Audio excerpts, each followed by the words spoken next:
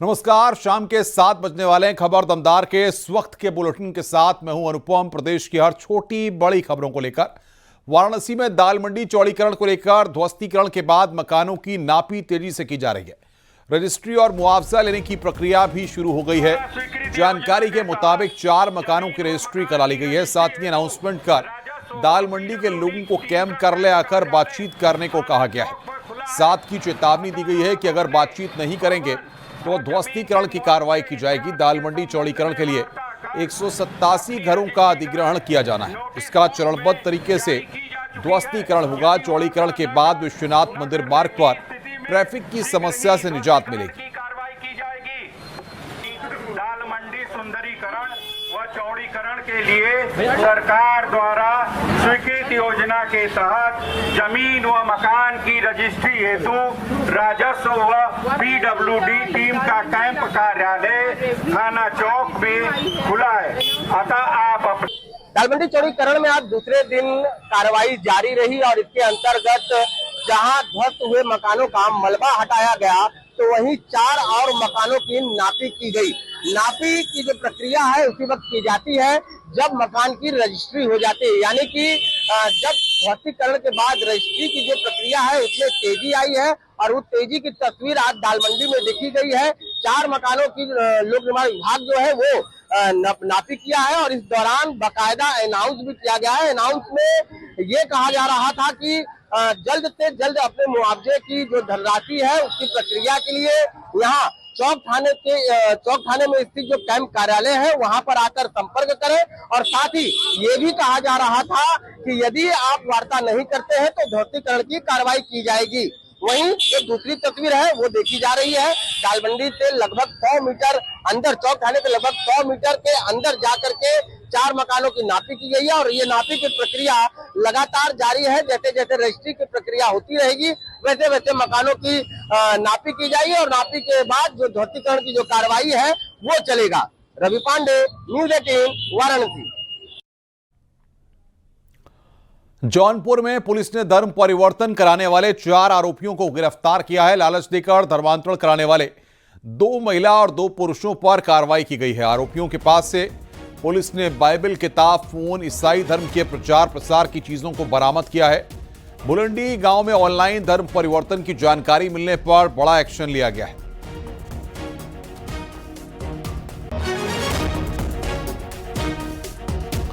बागपत में लव जिहाद और धर्म परिवर्तन मामले में सनसनीखेज खुलासा हुआ है।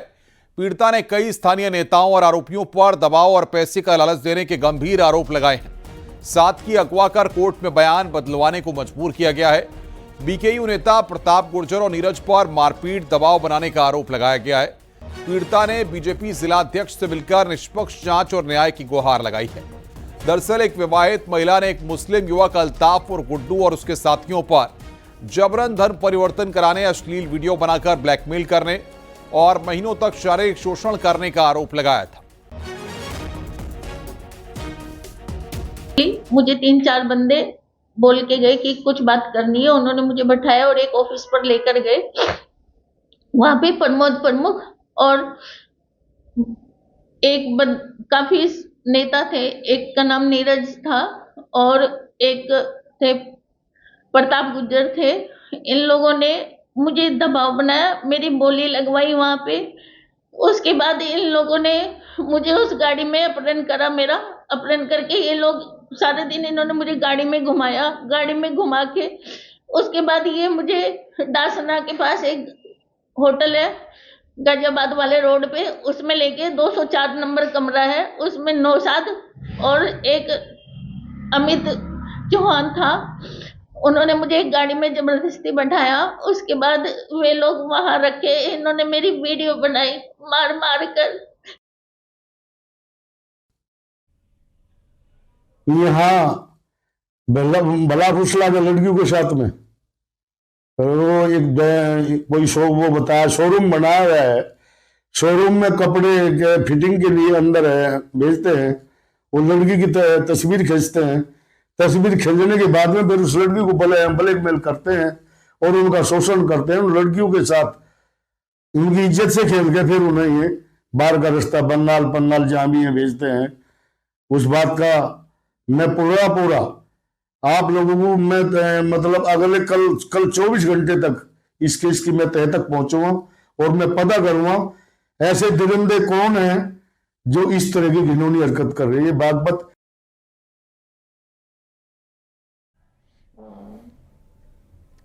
खबर अलीगढ़ से है। अलीगढ़ मंदिर मामले में बड़ा खुलासा हुआ है। मंदिर में आई लव मोहम्मद लिखने वाले युवकों की गिरफ्तारी हुई है। गिरफ्तार किए गए चारों युवक हिंदू हैं। पुलिस ने दिलीप, आकाश, अभिषेक और जिशांत को गिरफ्तार किया है। पुराने विवाद में माहौल खराब करने की कोशिश का खुलासा हुआ है। लोधा थाना इलाके के 2 गांव में विवाद हुआ था। उसी रंजिश में मंदिर में आई लव मोहम्मद लिखा गया था।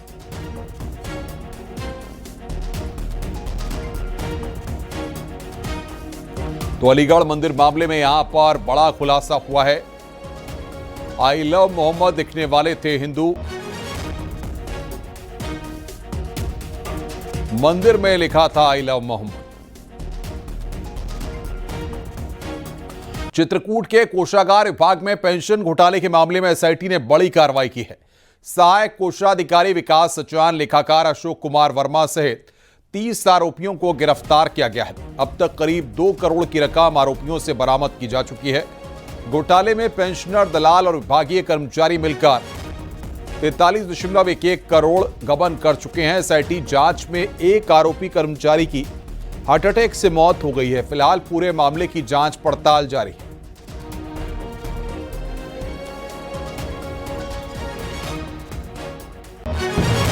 लगभग 1.5-2 दर्जन लोगों ने जो पैसा उनके खातों में गया उसका जमा करने के लिए भी वो प्रयासरत हैं। कुछ लोगों ने जमा भी कर दिया है। वो प्रक्रिया अलग कोषागार अपना चला रहा है। लगभग 2 करोड़ रुपए की रिकवरी की भी हो चुकी है। आगे और भी जो भी होगी वो कोषाधिकारी आपको बताएंगे।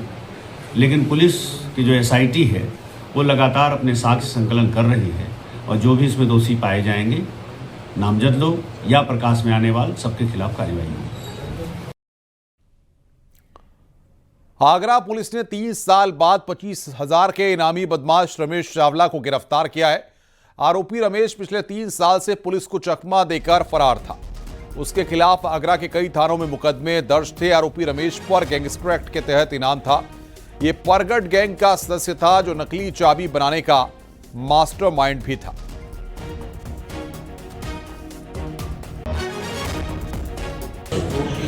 जी, जैसे मैंने आपको बताया कि निरंतरता से ये अभियान चलेगा और पूरे आगरा कमिश्नरेट में, स्पेसिफिकली शहर जोन में जितने भी वांटेड हैं और जितने भी इनामियां हैं उनको लेके एक हमने स्पेशलाइज टीम बना दी है। ये एडीसीपी आदित्य के नेतृत्व में ये टीम काम कर रही है और इसकी हर वीक पे मेरे द्वारा समीक्षा की जाती है। आदित्य अपनी टीम से डेली इसकी समीक्षा कराते हैं और निरंतरता से इस पर काम किया जाएगा और जो भी फरार लोग हैं इनकी जल्दी से जल्दी गिरफ्तार कराई जाएगी।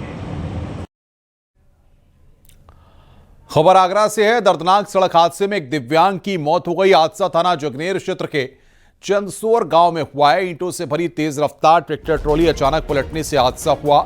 ट्रैक्टर ट्रॉली के नीचे ट्राईसाइकिल सवार दिव्यांग की दबने से मौत हो गई। मृतक की पहचान 55 साल के धर्मपाल के रूप में हुई है।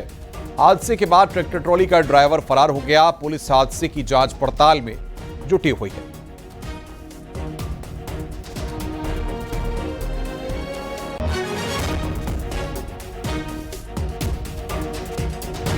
आगरा में तेज रफ्तार डंपर का कहर देखने को मिला। गिट्टी से भरे डंपर ने बाइक को टक्कर मार दी। बाइक सवार पति पत्नी और बच्चे की मौत हो गई।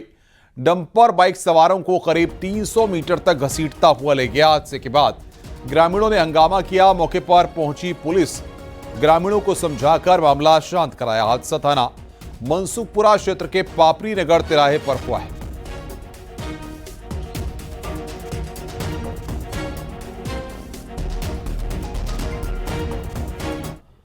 गाजियाबाद के राजनगर एक्सटेंशन स्थित सिग्नेचर होम सोसाइटी में दुकानदार पक्ष और गार्ड्स के बीच मारपीट हुई। विवाद सोसाइटी में पानी भरने से मना करने पर हुआ। सोसाइटी के बाहर एक दुकान है जहां पर वर्कर पानी लेने के लिए सोसाइटी के अंदर जाते रहते हैं। गार्ड्स ने देर रात वर्करों को अंदर आने से रोका तो मारपीट की नौबत आ गई। पुलिस ने मौके पर पहुंचकर मामला शांत कराया और जांच पड़ताल शुरू कर दी है।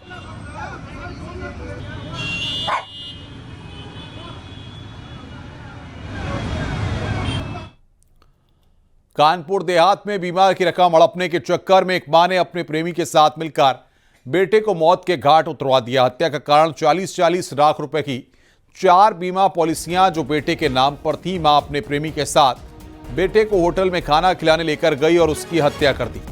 शव को सड़क किनारे हाईवे पर फेंक दिया गया। पुलिस ने मुठभेड़ में एक बदमाश को पैर में गोली मारकर उसे पकड़ लिया और साथ ही आरोपी मां को भी गिरफ्तार किया।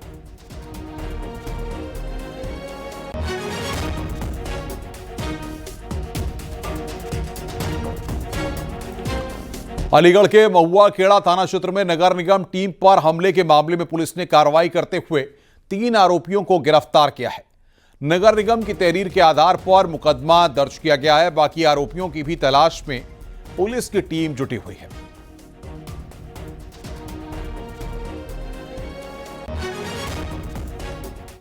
आया था थाना महुआ खेड़ा में एक नगर निगम की टीम कुछ अतिक्रमण हटाने गई थी और उसके बाद कुछ लोग इकट्ठा हो गए थे और उन्होंने वहां पर एसडीएम अतरौली की जो गाड़ी जा रही थी उस पर थोड़ा पथराव कर दिया था। तो इस संबंध में थाना महुआ खेड़ा पर नगर निगम की जो तहरीर दी गई है उसी तहरीर से जो प्राप्त हुई है उसी पर सुसंगत धाराओं में अभियोग पंजीकृत कर लिया गया है और इसमें 3 लोग की गिरफ्तारी की जा चुकी है। आगरा से चौंकाने वाला मामला सामने आया। कई लोगों के परिजन मृत्यु के बाद भी सरकारी पेंशन लेते रहे। जांच में खुलासा हुआ है कि परिजनों ने मृत्यु की सूचना छुपाकर पेंशन खाते सक्रिय रखे और रकम निकालते रहे। ऐसे लोगों से करीब 20 करोड़ रुपए की वसूली की जा चुकी है। ऐसे लोगों के खाते फ्रीज कराकर राजस्व की ब्याज के साथ वसूली की गई है। बड़ी तादाद में ऐसे लोग भी हैं जिन्होंने पैसा खर्च कर दिया है। ऐसे लोगों के अनुरोध पर किश्तों में पैसा लौटाने की परमिशन दी गई है।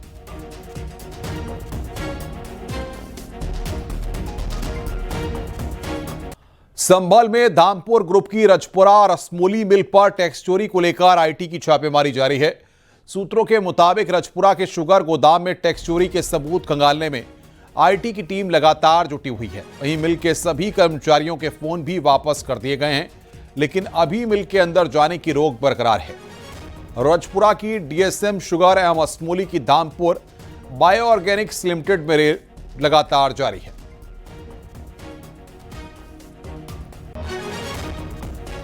ईडी लखनऊ यूनिट ने लखनऊ के लाला जुगल किशोर कंपनी की 250 करोड़ की संपत्ति जब्त की है। ईडी की जांच में खुलासा हुआ है कि लाला जुगल किशोर कंपनी ने रोहतास ग्रुप से सांठगांठ करके करीब 150 करोड़ रुपए की संपत्तियां 20 करोड़ में खरीदी थी। दरअसल सितंबर में ईडी ने रोहतास ग्रुप के कई ठिकानों पर छापेमारी की थी। माना जा रहा है कि छापेमारी में मिले दस्तावेजों के आधार पर यह कार्रवाई की गई है। संपत्तियां लखनऊ के Sultanpur road, Sitapur road, Barabanki road पर कई बेशकीमती भूखंड हैं, जिनमें से एक पर अधूरे फ्लैट भी बने हैं। निवेशकों की गाड़ी कमाई हड़पने के कई मामले रोहतास ग्रुप पर पहले से केस दर्ज हैं।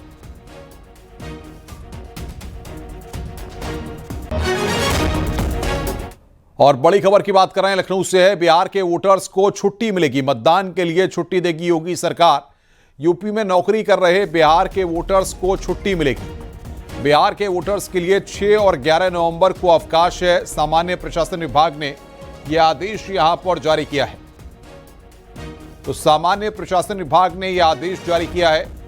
बड़ी खबर यहां पर हम आपको बता रहे हैं, बिहार के वोटर्स को छुट्टी मिलेगी। यूपी में नौकरी कर रहे बिहार के वोटर्स को छुट्टी मिलेगी। यह बड़ी खबर इस वक्त हम आपको बता रहे हैं।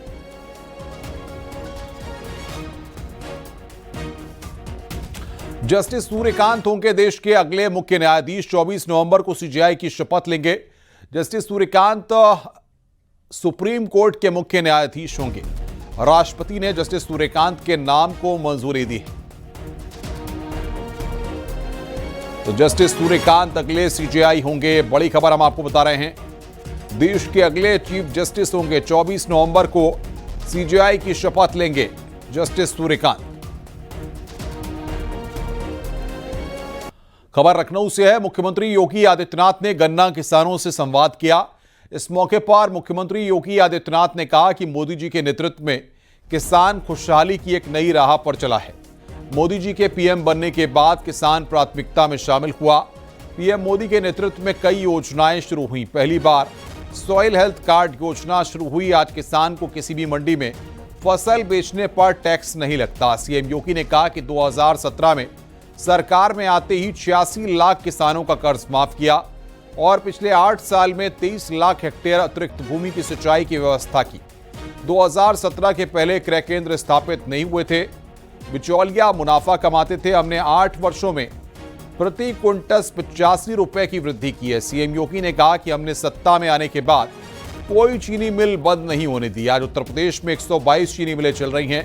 122 में से 105 चीनी मिलें एक सप्ताह में भुगतान कर रही हैं। जब मैं आया था, मिलर्स के साथ बातचीत करता था, किसानों के साथ बातचीत करता था, सबके अंदर निराशा थी। मैं कहता था हिम्मत रखो, हम साथ में रहेंगे, बंद नहीं होने देंगे। ईश्वर की कृपा थी, अन्नदाता किसानों का आशीर्वाद था, प्रधानमंत्री मोदी जी के मार्गदर्शन में आज कोई नहीं कह सकता कि उत्तर प्रदेश के अंदर अब चीनी मिलें बंद होंगी और अन्नदाता किसान अपने गन्ना मूल्य से वंचित रहेगा। तो आज हम 108 नहीं बल्कि 122 चीनी मिलों का संचालन कर रहे हैं। 22 चीनी मिलों में से 16-17 को छोड़ दें तो बाकी 105 चीनी मिलें, 105-6 चीनी मिलें ऐसी हैं जो एक सप्ताह के अंदर गन्ना मूल्य का भुगतान कर रही हैं। गन्ने का दायरा बढ़ा है, जो चौधरी साहब कह रहे थे, 20 लाख हेक्टेयर से बढ़ा करके अब यह लगभग 30 लाख हेक्टेयर तक पहुंच चुका है। आजमगढ़ पहुंचे बीजेपी के प्रदेश अध्यक्ष भूपेंद्र चौधरी ने आजमगढ़ जिला अध्यक्ष ध्रुव कुमार सिंह को फटकार लगाई। आजमगढ़ आगमन के दौरान कार्यकर्ताओं के रोड को पूरी तरह जाम कर स्वागत करने को लेकर भूपेंद्र चौधरी नाराज हो गए। उन्होंने पार्टी अनुशासन और सुशासन का पाठ पढ़ाया और दोबारा ऐसी गलती नहीं होने को लेकर चेतावनी दी। इसका वीडियो सोशल मीडिया पर वायरल हो रहा है।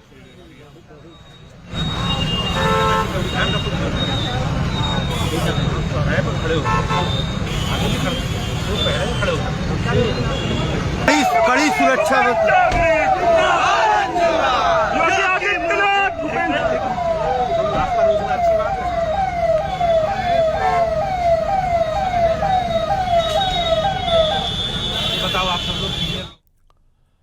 बिहार में एनडीए प्रत्याशियों के समर्थन में जनसभा करने जा रहे बीजेपी नेता बृजभूषण शरण के हेलीकॉप्टर की अचानक लैंडिंग कराई गई। संदेश विधानसभा से जनसभा को संबोधित करके हेलीकॉप्टर से दिनारा के लिए निकले थे। इसी दौरान मौसम की खराबी के चलते हेलीकॉप्टर को खेत में लैंड कराया गया। पायलट की सूझबूझ से सुरक्षित लैंडिंग हुई।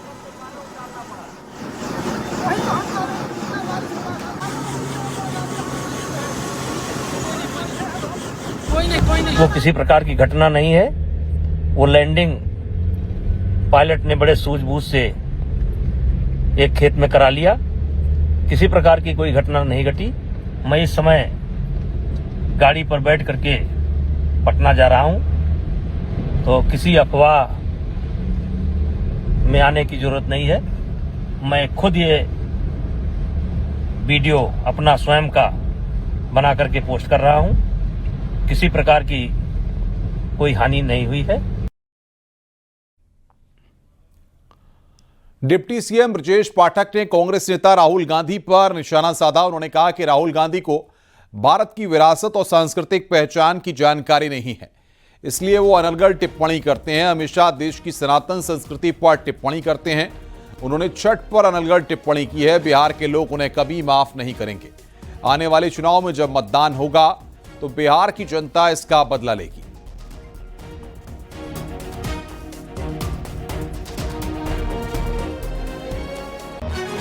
भारत की जो हमारी विरासत है, हमारी जो सांस्कृतिक पहचान है, हमारे जो आस्था के केंद्र हैं, उनके बारे में जानकारी नहीं है। वो अनर्गल टिप्पणी हमेशा देश के सनातन संस्कृति पर करते रहते हैं।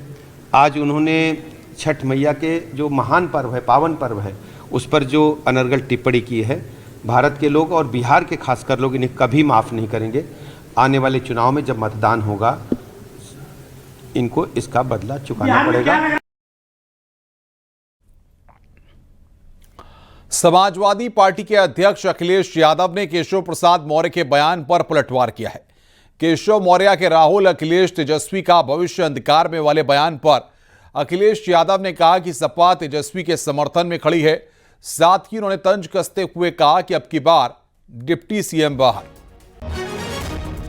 अरे सपा इंडिया गठबंधन में और तेजस्वी के समर्थन के लिए खड़ी है। सर तेजस्वी के समर्थन में और तेजस्वी मुख्यमंत्री बने उसके लिए हम लोग काम करते हैं।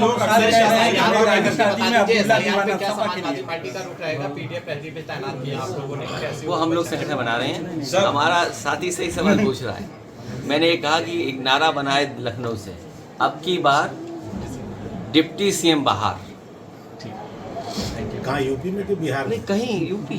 जिनका सवाल पूछ कौन रहा है? वो केवल सर केशव जी दावा कर रहे हैं कि अखिलेश, राहुल और तेजस्वी का भविष्य अंधकार में है।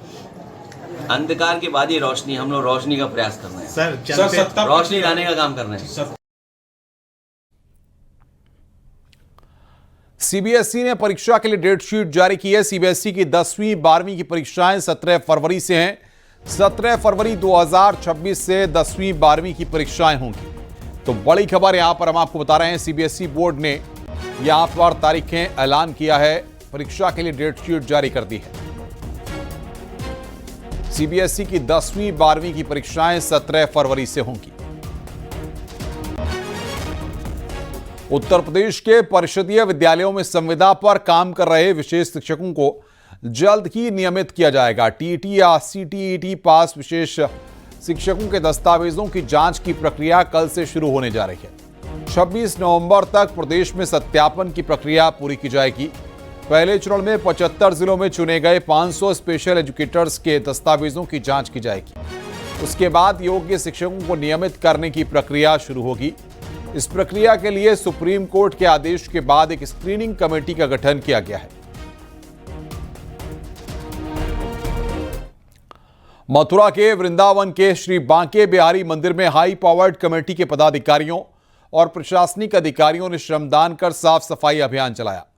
दर्शन बंद होने के बाद हाई पावर्ड कमेटी के सदस्य बांके बिहारी मंदिर पहुंचे थे।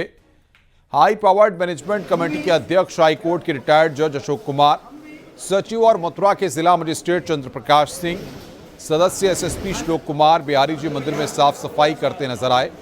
उन्होंने गोस्वामी परिवार के साथ मिलकर मंदिर के गलियारों, फर्श और दीवारों की सफाई की। मंदिर के आंगन और आसपास के क्षेत्र की धुलाई भी की।